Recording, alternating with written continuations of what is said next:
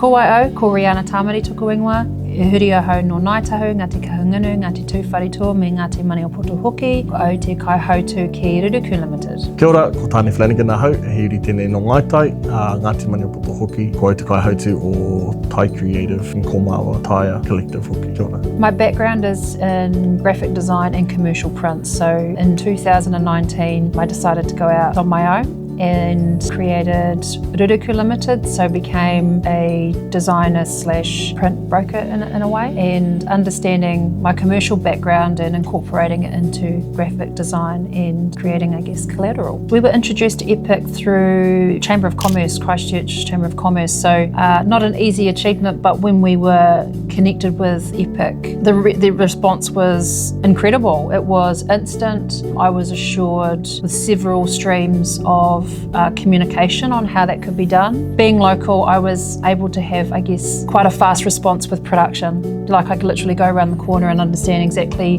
where that product was, at what part of the machinery, and understanding that was something that I was so used to and familiar to. But when I was going offshore, it was, I guess I was a little bit, not too sure on that process. And for me, that's so important. It's because if I don't have that transparency with the supplier, then the transparency can often shift when the client is asking us, because we are a gateway of communication. Yep. And that was something that we're able to establish straight away. We needed help in a space that was so unique but just could not be delivered here in the country that we're in. We were getting a higher demand on the designs, but also the quality of what we were looking for was just not able to be achieved here, but we were finding just the customization that can be achieved offshore, you just can't do here. We understood there were some time frame restrictions in that space, but we were open-minded to learn more about it so that we could then share that information with the clients that were asking for the more customization things. A lot of my